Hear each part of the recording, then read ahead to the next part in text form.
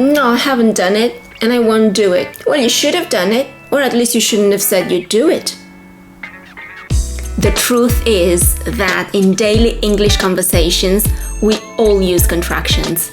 Learning them will improve your listening and will make your spoken English more natural. Hello, this is Stella from Fluency Routine, and in today's video lesson, I want to teach you the trickiest contractions in English. I have selected only those contractions that can really make a difference to your listening and speaking. Listen, before we start, I know the temptation to watch this video passively is huge. However, what I would like you to do is train with me. Forget about words, focus on sounds, pause the video when necessary, and repeat out loud. Bearing in mind that repetition is never mechanic. Repetition has to be focused, intentional. You need to imagine yourself actually saying what you're saying in a real life situation so that you can feel that drive, that emotion, and you can say it with a natural intonation. I'm going to give you a couple of sentences and you will have to notice the difference in sounds and guess the meaning of the sentence. I won't do it. I want to do it. I won't. I wanna. I won't. I wanna. Won't is the contracted form of will not. The difference between the contracted form will not, won't, and the verb to want is that in will not, you need to round your lips. Whoa, whoa, won't. I won't do it. I won't do it. And because you have a T in won't and a D in do it, first consonant, the T, is dropped. So you do not want to break the chain of sounds, so you drop the first consonant when you have two consonants, one next to each other. So I won't do it. Instead of I won't do it. I won't do it. I won't do it. You want to make it easy to say, so you get rid of too many consonants. I won't do it. I won't do it. I wanna, wanna, wanna. I wanna do it. Want to do it. Want to becomes wanna. Wanna. I wanna do it. Tired. Are you tired? Aren't you tired? Are you? Are you? Aren't you? Aren't you?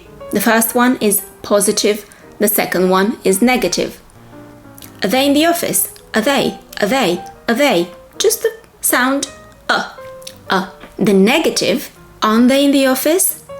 When you say aren't they tired? Aren't they? Aren't they? Another important thing to mention is the link between the T in not and the Y in you. When you link a T and a Y, the sound becomes ch, ch. So aren't you tired? Aren't you tired? I didn't do it. Didn't you do it? The negative didn't is even more reduced when you say it fast. The T disappears and there is just this sound. I didn't do it. You get stuck on the sound. I didn't do it. Didn't you do it? Didn't you do it? Or if you link the T and the Y, didn't you do it? So in this case, you just stress a little bit more the Didn't you do it? I didn't do it. You're gonna do it. You are going to do it. You're gonna do it. Going to becomes gonna. In the same way, want to becomes wanna. Going to becomes gonna. You are gonna do it. You are gonna do it.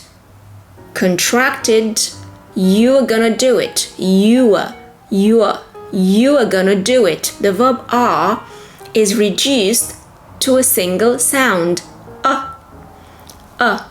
You are gonna do it. You are gonna do it. You are gonna do it. They're going there. They're going there. Am I saying the same word twice? They're going there. They're going there. No, but they are contracted is the same pronunciation as there. They are going there. They're going there. They're going there. I can do this. I can't do this. I can do this. I can do this. I can't do this. I can't do this. Can you do this? Can you do this? So the verb can changes pronunciation depending on whether you are using it in the positive or the negative or question form. In the positive statement or question is reduced to can. I can do it. You can do it. Can you do it? Can you help me? Whereas in the negative becomes can't. Can't do it. Can't do it. I'd do it. I'd done it. I'd do it. I'd do it. I'd done it. But because, again, we have two consonants, in this case, same consonant, D, we just stress it a little bit more, but we do not pronounce it twice. I'd done it. I'd do it. But I'd do it. I'd done it. But what's the difference in meaning between these two D's? How do you guess what the D stands for? Well, if it's followed by the infinitive, I do it, it can only stand for would. I would do it. I would do it. I'd do it. If it's followed by the past participle, the third form of an irregular verb, it can only be had. I had done it. I had done it. I'd done it. Is the past before another past. I'd already done it before you did it. So it's a past before another past. Who's Michael? Whose is this? Whose? Whose? Whose is? Whose is? Yes, you guessed it right. Whose is the possessive pronoun. Whose is this? Whose is? Whereas who is simply the contraction between who and the verb is. So the answer would be who's Michael? He's a friend. Whose is this? Is his. It's not mine. Should we go? What should we have for lunch? What should we have for lunch? Shui is the contraction of shall we. Shall can be used in the first person singular. Shall I stay here? Or in the first person plural. Shall we? Which is reduced to shui. What do you use it for? Number one, you use it when you need confirmation, when you do not know exactly what you need to do. Should we wait here? Should we call you later? Should we send it today? You are waiting for confirmation. Yes, please call me later. Yes, please send it today. Or no, come with me, don't wait here. And the second situation is when you want to suggest something using a question form. What should we have for lunch? Should we go to the restaurant? It's a suggestion. The pronunciation is shui, shui. And you can only use shall with these two meanings in a question form, because in a statement it means will. I shall call you is the same as I will call you. So just to make your life easier, forget about shall in a statement, just use it to ask for confirmation, should we stay here? Or to make a suggestion, should we go to the restaurant? Now the last category of contractions is the one with modal verbs.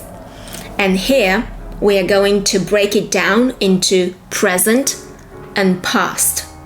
Let's see would, could, should in the present. Positive and negative. Positive. I'd do it. I would do it. I'd do it. I'd do it. Should and could cannot be contracted in the positive, so just I could do it, I should do it. Now the negative. Pay attention to this. I wouldn't do it. I wouldn't. I couldn't. I shouldn't. They are contracted even more when it's fast. So you say, instead of I wouldn't, I wouldn't do it. I wouldn't do it. I wouldn't do it. I couldn't do it.